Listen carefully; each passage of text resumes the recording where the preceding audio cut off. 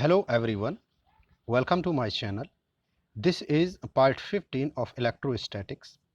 In this video, I will explain equipotential surface and we will derive relation between electric field and potential.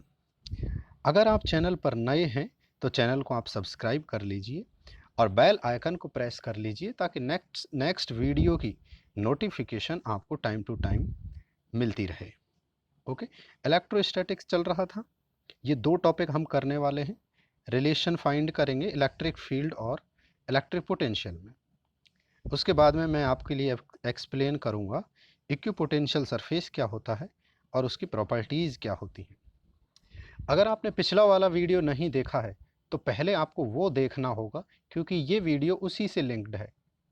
अगर वो आपको समझ में नहीं आएगा तो ये वाला वीडियो आप समझ नहीं पाएंगे। ओके, चलिए आगे बढ़ते हैं। क्लास स्टार्ट करते हैं एक मोटिवेशनल कोट से।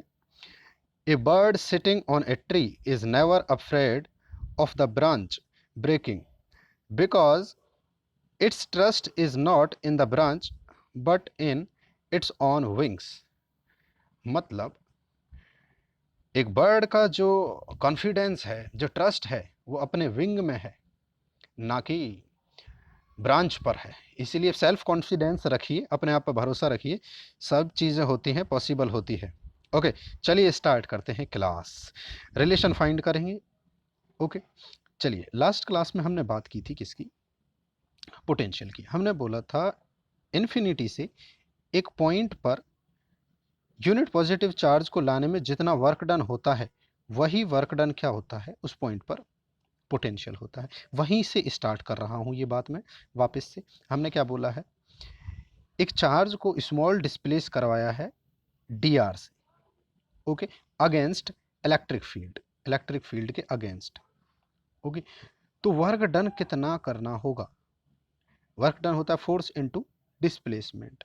अब देखिए ये वर्क डन नेगेटिव है। लास्ट क्लास में भी मैंने आपको बताया था, जब फोर्स की डायरेक्शन और डिस्प्लेसमेंट की डायरेक्शन अपोजिट हो तो वर्क डन कैसा होता है? नेगेटिव होता है। ओके, चलिए ये बात हमने लिखी। अब देखिए यहाँ मैंने लिखा है ए चार्ज। चार्ज कितना भी हो सकता है, लेकिन अभी मैं बात करूँ एक यूनिट चार्ज की, तो मैं इस एक्सप्रेशन मैं बोलूँ कि यूनिट चार्ज को लाने में कितना वर्क डन होगा। तो इस मान देखिए, इस बात को ऐसे समझिए, मान लीजिए क्यू चार्ज को लाने में वर्क डन हुआ डब्लू, तो यूनिट चार्ज को लाने में कितना होगा? W upon Q. ओके, तो मैंने क्या किया? क्यू से यहाँ डिवाइड किया, क्यू से यहाँ डिवाइड किया, क्योंकि हम बेसिकली बात कर रहे हैं यूनिट पॉजिटिव चार्ज को लाने में कितना वर्क डन करना होगा, कितना शिफ्ट किया है उसको डी आर डिस्प्लेसमेंट से। ओके, चलिए अब देखिए एक बात समझिए, वर्क पर यूनिट चार्ज, यही तो पोटेंशियल होता है। लास्ट क्लास आपने देखी है, यही पोटेंशियल होता है। और फोर्स पर यूनिट चार्ज, ये क्या होता है? इलेक्ट्रिक फील्ड होता है। देखिए यूँ तो इस रिलेशन को मैं कई तरीके से आपको बता सकता था, एक दो तीसरा, और बता भी दूंगा। ओके, लेकिन ये बहुत ईजीएस्ट वे है आपको समझने के लिए। ओके, जब आपको करना है तो आप इस तरह से कर सकते हैं। चलिए देखो, डी डब्ल्यू अपॉन क्यू को हमने लिखा D V potential, F upon Q को लिखा हमने इलेक्ट्रिक फील्ड। तो हमारे पास ये एक्सप्रेशन दिखाई देने लगी। ठीक है, देखिए अब इसको एक बार तो मैंने इस तरह से लिखा, इस डी आर को मैं नीचे लेके आ गया, तो ये बना minus D V upon D R equal to E. यही इंपॉर्टेंट रिलेशन है, ये आपको याद रखना होता है हमेशा के लिए। अभी मैं इस बात का मतलब बताऊंगा थोड़ी देर बाद आपको, जब मैं इक्विपोटेंशियल सरफेस बताऊंगा तो ये जो मैथमेटिकल लिखा हुआ है, इस मैथमेटिकल का मतलब बताऊंगा आपको। असल में ये क्लास वैसे तो इजी है, लेकिन कॉन्सेप्ट बेसिस से ये बहुत इम्पॉर्टेंट है, जो आपको जानने समझने सीखने के लिए बहुत ज़रूरी होता है, अगर आप अच्छे लेवल से टॉपिक को प्रिपेयर करना चाहते हैं तो। ओके, देखिए अगर मैं पोटेंशियल लिखता dv को v करता, तो मैं क्या, यहाँ इंटीग्रेशन का साइन आप यूज़ कीजिए, तो ये इंटीग्रेट करता मैं, v कैसे आता? e dot D are. ये एक फार्मूला आपके पास होता पोटेंशियल निकालने का। लास्ट क्लास में हमने पॉइंट चार्ज की वजह से निकाला था थोड़ा अलग तरीका था। ये फॉर्मूला यूज़ करके भी आप सीधा सीधा निकाल सकते हैं। चाहो तो मैं आपके लिए बता देता हूँ। देखिए कैसे निकलता। एक पॉइंट चार्ज की वजह से पोटेंशियल निकालना है। अभी अभी हमारे पास फॉर्मूला आया V is equal to minus E dot D R. अब देखिए पॉइंट चार्ज की वजह से कितना इलेक्ट्रिक फील्ड होता है, के क्यू अपॉन आर। इसको इंटीग्रेट करना होगा, ओ सॉरी, के क्यू अपॉन आर स्क्वायर, और इसको करोगे आप इंटीग्रेट। तो इसको जब इंटीग्रेट करोगे तो आपको मिलेगा क्या, के क्यू अपॉन आर, जो कि पोटेंशियल होता है। लास्ट क्लास में हमने ये डिराइव किया था, पिछला वाला क्लास देखिए आप अगर नहीं देखा है तो। ठीक है, चलिए एक बहुत सिंपल से मेथड से मैंने आपको क्या किया, एक रिलेशन निकाल के बताया। Minus D V upon D R is E. ठीक है, देखिए इस D V upon D R को क्या पढ़ते हैं, पोटेंशियल ग्रेडियंट पढ़ते हैं। नेगेटिव पोटेंशियल ग्रेडियंट क्या होता है, इलेक्ट्रिक फील्ड के इक्वल होता है। ओके, अब देखिए एक बात नीचे लिखी हुई है, पोटेंशियल डिफरेंस डिपेंड नहीं करता है पाथ पर। लास्ट क्लास में पोटेंशियल डिफरेंस की हमने बात की थी। एक पॉइंट से दूसरे point per unit positive charge को शिफ्ट करने में कितना वर्क डन किया गया, उसको बोलते हैं पोटेंशियल डिफरेंस या वोल्टेज। तो देखिए पाथ अलग अलग हो सकता है, एक पॉइंट से दूसरे पॉइंट तक जाने में।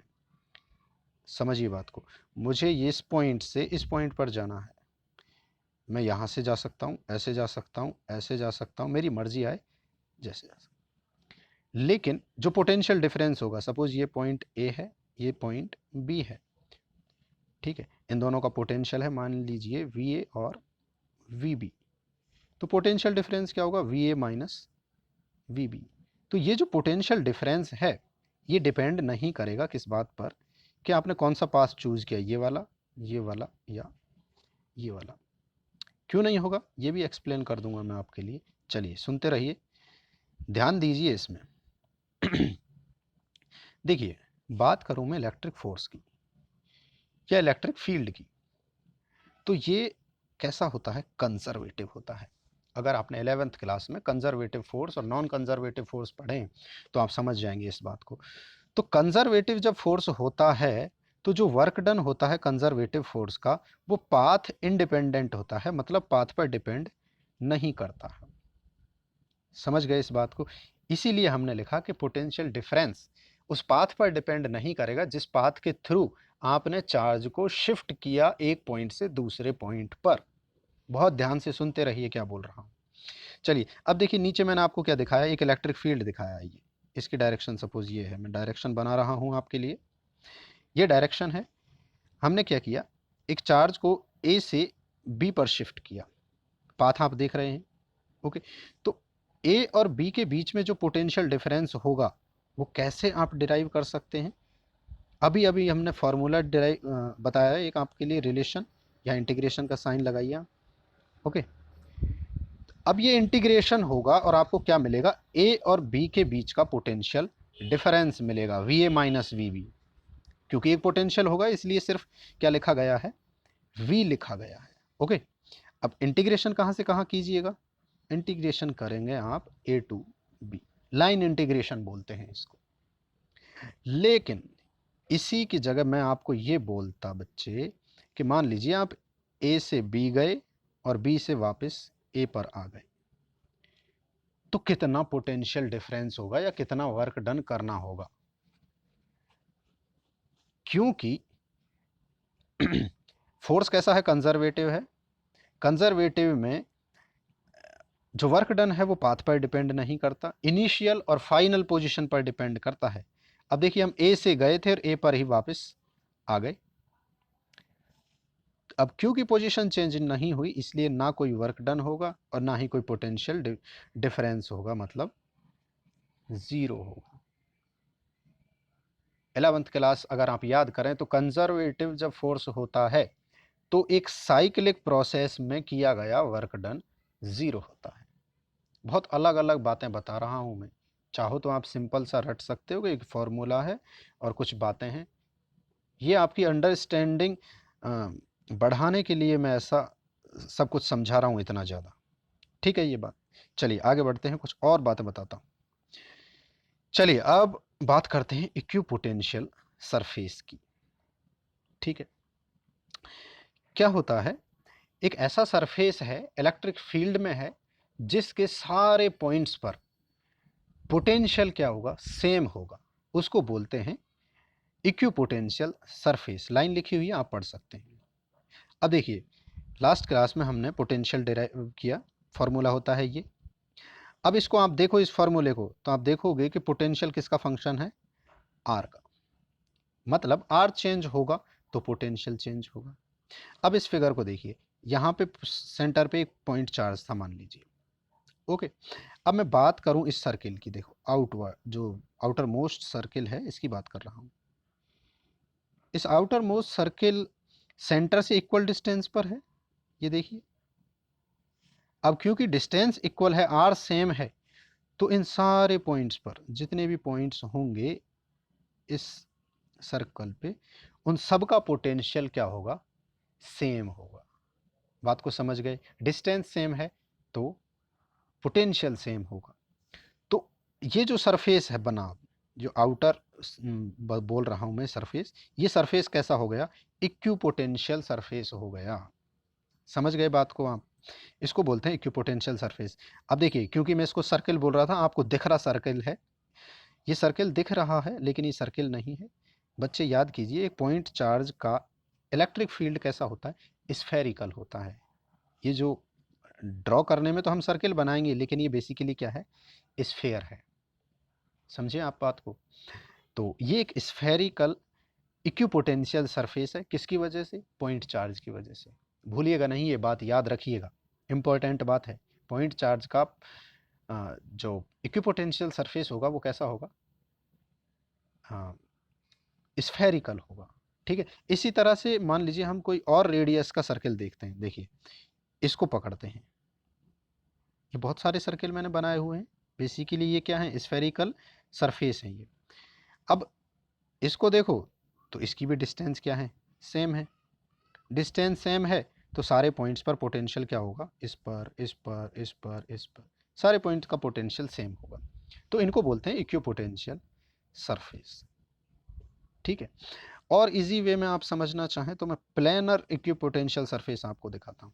मान लीजिए यहाँ कोई पॉजिटिवली चार्ज प्लेट थी, पॉजिटिव चार्ज है, तो इलेक्ट्रिक फील्ड होगा उसका इस डायरेक्शन में।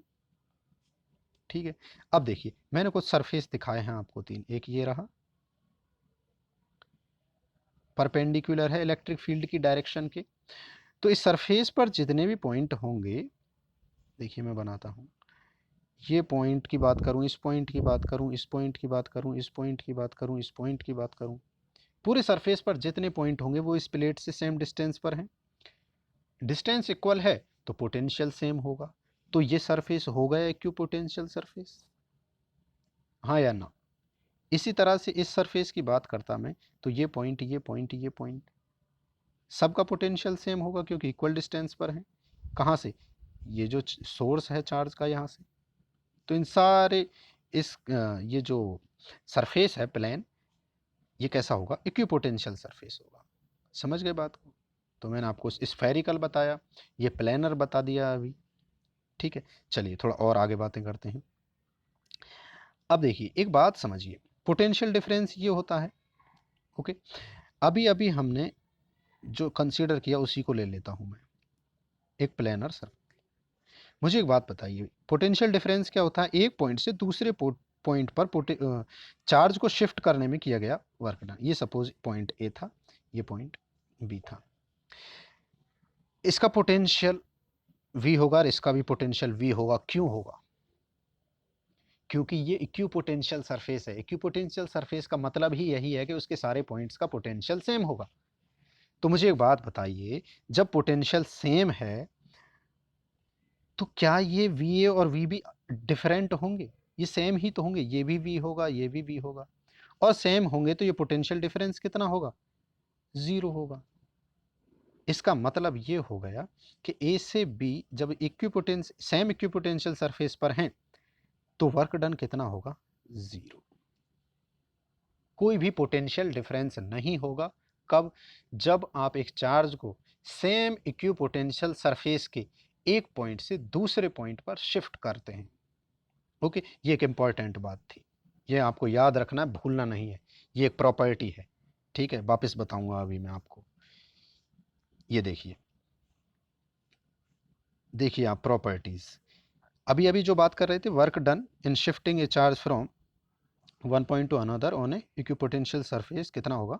0 होगा। अभी अभी मैंने आपको एक्सप्लेन किया, ठीक है, क्योंकि पोटेंशियल सेम होता है इक्विपोटेंशियल सरफेस का, इसलिए कोई भी वर्क डन नहीं करना होगा। दूसरा बात करते हैं, डायरेक्शन इलेक्ट्रिक फील्ड की जो होगी वो इक्विपोटेंशियल सरफेस के कैसे होती है? परपेंडिकुलर होती है। अभी अभी आप देख रहे थे, देखिए इस प्लेनर में ये जो इलेक्ट्रिक फील्ड की डायरेक्शन है वो कैसे है? इस प्लेन के परपेंडिकुलर है, ठीक है। ये दूसरी प्रॉपर्टी हो गई। थर्ड प्रॉपर्टी की बात करें तो ये बोलती है कि दो इक्विपोटेंशियल सरफेस एक दूसरे को क्रॉस नहीं करेंगे। इस बात को समझ लीजिए। देखिए, एक ये इक्विपोटेंशियल सरफेस है और दूसरा ये, ठीक है, ये चार्ज था सेंटर पर। देखिए, अगर इनको मैं ऐसा बना दूं, ऐसे ड्रॉ करूं, ये एक दूसरे को क्रॉस कर जाएं, तो बात समझिए, क्रॉस करने का मतलब ये है बच्चे, देखिए इक्विपोटेंशियल सरफेस का इस सरफेस के सारे पॉइंट्स का पोटेंशियल सेम होगा, इस सरफेस के सारे पॉइंट्स का पोटेंशियल सेम होगा, लेकिन इन दोनों का आपस में तो अलग होगा। इस सरफेस का आउटर वाले का पोटेंशियल कुछ और होगा, इनर वाले का कुछ और होगा, क्योंकि डिस्टेंस अलग है उसकी, ठीक है। लेकिन अगर आप यहाँ देखो तो इस पॉइंट का पोटेंशियल आप किसकी वजह से बोलोगे? जहाँ क्रॉस हो रहा है, इस सरफेस की वजह से बोलोगे या इस सरफेस की वजह से बोलोगे? तो एक पॉइंट पर दो पोटेंशियल पॉसिबल नहीं है। अगर ये क्रॉस करते हैं तो एक पॉइंट पर दो पोटेंशियल होंगे, और वो कैसे पॉसिबल है कि एक ही पॉइंट पे दो पोटेंशियल हैं? ठीक है, तो इस वजह से ये क्रॉस नहीं कर सकते, ठीक है, ये बात आप समझ गए होंगे। और जो लास्ट प्रॉपर्टी लिखी हुई है, कोई कंडक्टर है तो कंडक्टर का जो सरफेस होता है वो कैसा होता है? एक इक्विपोटेंशियल सरफेस ही होता है, ठीक है।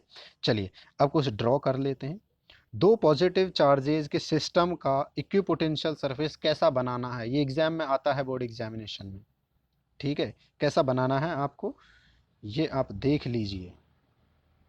देखिए, क्योंकि ये दोनों पॉजिटिव चार्ज है तो एक चीज़ आप ध्यान से देखिए, ये जो मिडिल रीजन है, इस मिडिल रीजन में गैपिंग ज़्यादा है, स्पेस मैंने ज़्यादा बनाया है, दो सर्किल के बीच का जो स्पेसिंग है वो ज़्यादा है। और यहाँ देखो आप, यहाँ तो स्पेसिंग कम है।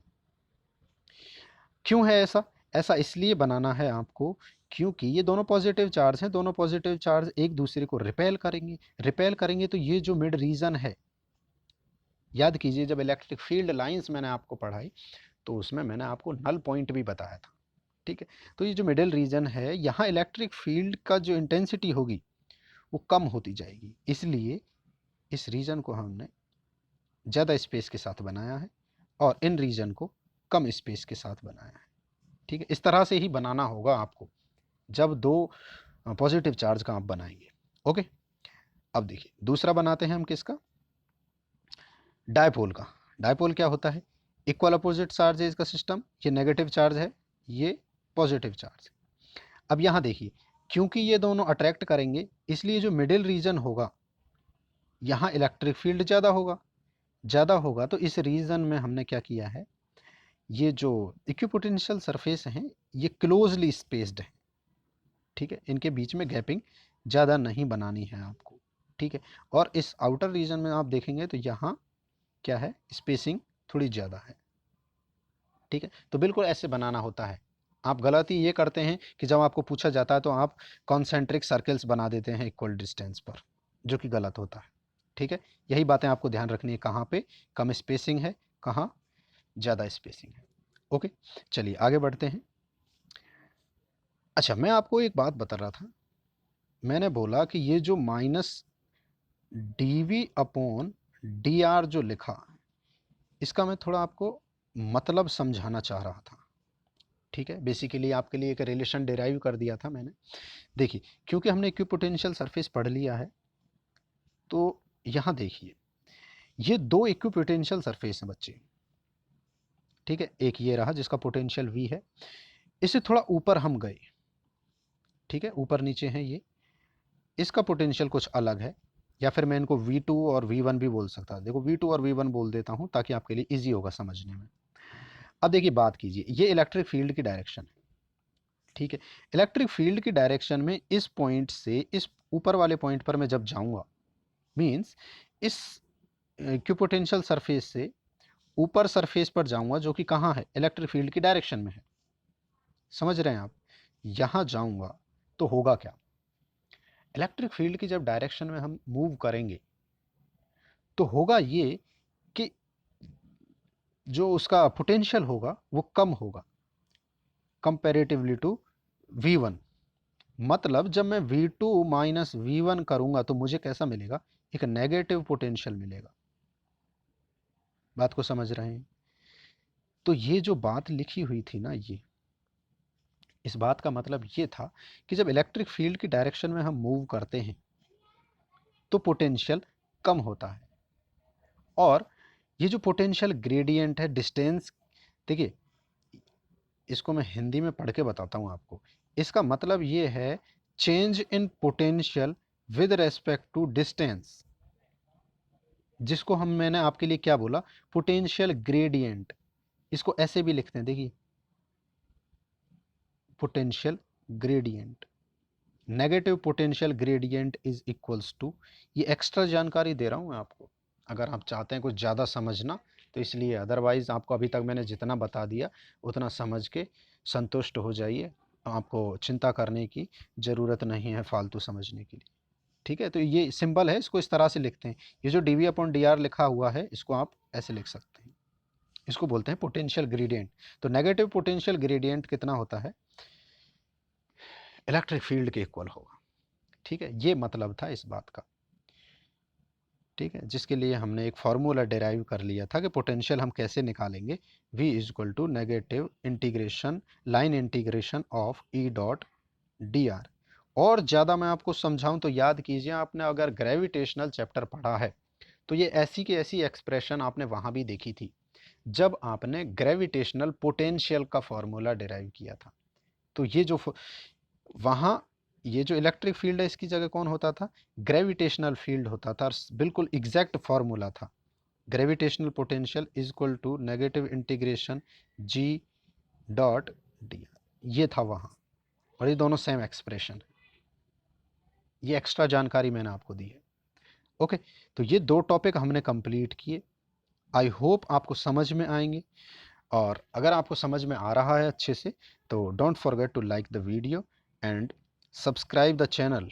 अगर अगर आपने अभी तक चैनल को सब्सक्राइब नहीं किया है तो सब्सक्राइब कर लीजिए और बेल आइकन को प्रेस कर लीजिए। आज के वीडियो में इतना ही, नेक्स्ट वीडियो में हम और नए अच्छे टॉपिक करने वाले हैं, ठीक है। देखते रहिए। Thank you so much.